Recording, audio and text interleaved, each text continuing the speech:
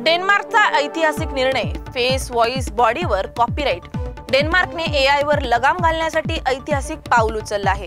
आता व्यक्तीला स्वतःच्या चेहऱ्यावर, आवाजावर आणि शरीरावर कॉपीराइट मिळणार आहे। नवीन कायद्यानुसार AI generated deep fake video, audio आणि इमेजेस जर एखाद्या व्यक्तीची परवानगी न घेता वापरण्यात आले तर तो कॉपीराइट उल्लंघनाचा गुन्हा मानला जाणार आहे। संस्कृती मंत्री याकब एंगलश्मिट यांनी म्हटलंय की मानवाला आता डिजिटल कॉपी मशीनमधून चालवून गैरवापर करता येतो, हे थांबवणं गरजेचं आहे। मायक्रोसॉफ्टची पाकिस्तानमधून एक्झिट, पण भारतात $3 बिलियनची गुंतवणूक। मायक्रोसॉफ्टने पुढील 2 वर्षात भारतात $3 बिलियनची गुंतवणूक करण्याची घोषणा केली आहे। ही रक्कम एआय आणि क्लाउड इन्फ्रास्ट्रक्चर वाढवण्यासाठी वापरली जाणार आहे। सीईओ सत्य नडेला यांनी भारताला एआय इनोव्हेशन मध्ये जागतिक नेता म्हणून गौरवले आणि डेटा सेंटर, स्टार्टअप्स आणि सरकारी प्रकल्पांना पाठिंबा देणार असल्याचं सांगितलं। याच दरम्यान मायक्रोसॉफ्टने पाकिस्तानमधील मुख्य ऑपरेशन्स बंद करत फक्त एक लिआयसान ऑफिस ठेवले आहे। शिक्षकांवर चिखलात बसण्याची वेळ येऊ देऊ नका, शरद पवारांचे सरकारला खडे बोल। मुंबईतील आझाद मैदानात सुरू असलेल्या विना अनुदानित शिक्षकांच्या आंदोलनाला पाठिंबा देण्यासाठी शरद पवारने थेट मैदानात हजेरी लावली। त्यांनी स्पष्ट शब्दात सांगितलं की शिक्षकांच्या मागण्या रास्त असून त्यांना चिखलात बसून आंदोलन करावं लागणं ही दुर्दैवी आहे।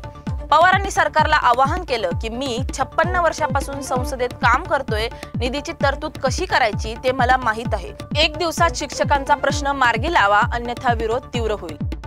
पगार नाही, पेन्शन नाही, आता रस्त्यावरच रणांगण।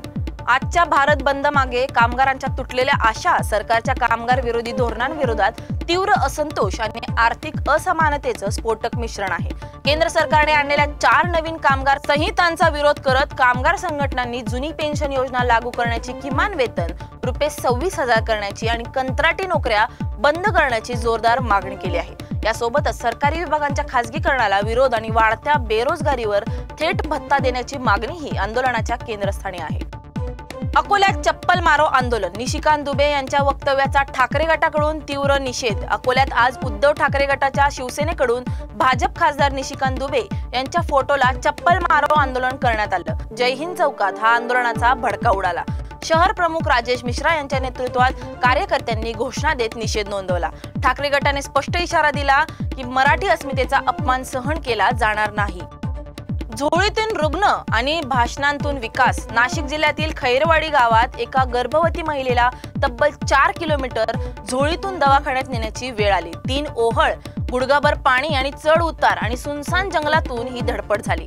तत्कालीन तहसीलदार परमेश्वर कासुळे यांनी पूल आणि रस्त्यासाठी प्रस्ताव पाठवला होता।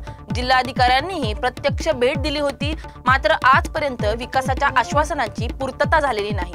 नाशिकसाठी अधिवेशनात उड्डाण पुलाची मागणी करणारे आमदार हिरामण खोसकर यांना स्वतःच्या मतदारसंघातील ही वेदना दिसत नाही का, असा संतप्त सवाल नागरिक विचारत आहेत। कामगार कायद्यांच्या विरोधात भिवंडीत आंदोलन। केंद्र सरकारने 29 कामगार कायदे रद्द करून त्यांचं 4 श्रमसंहितांमध्ये रूपांतर केल्याच्या निषेधार्थ भिवंडीत स्वर्गीय आनंद दिघे चौकात कामगार संघटनांकडून जोरदार निदर्शने करण्यात आली। कॉम्रेड सुनील चव्हाण यांच्या नेतृत्वाखाली C2 संघटनेच्या आंदोलनात अनेक कामगार, महिला सहभागी झाले। आंदोलनकर्त्यांनी राज्य सरकारवर हुकुमशाही प्रवृत्तीचा आरोप करत महाराष्ट्र जनसुरक्षा विधेयक रद्द करण्याची मागणी केली। मीरा भाईंदर मोर्चा प्रकरणी मनसे व ठाकरे गटावर गुन्हा दाखल होण्याची शक्यता।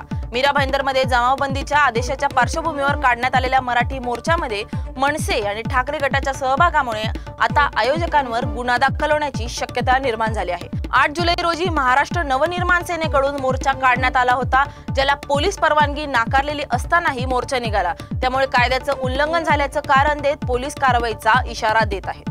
सीबीआयचा मोठा विजय, मोनिका कपूर अमेरिकेतून भारतात परत। 2002च्या आयात निर्यात फसवणूक प्रकरणातील आरोपी मोनिका कपूर हिला सीबीआयने अमेरिकेतून ताब्यात घेतलं असून ती आज भारतात परतली आहे। मोनिका कपूर 1999 मध्ये अमेरिकेला पळून गेली होती। ती आणि तिच्या 2 भावांनी दागिन्यांच्या व्यवसायासाठी बनावट कागदपत्र तयार करून भारत सरकारकडून कस्टम ड्युटी फ्री आयात परवानग्या मिळवल्या होत्या, असा आरोप आहे। सीबीआयच्या अमेरिकन अधिकाऱ्यांशी समन्वयात ही महत्त्वाची प्रत्यार्पण कारवाई यशस्वी झाली असून मोनिकाला आता न्यायालयात हजर करण्यात येणार आहे।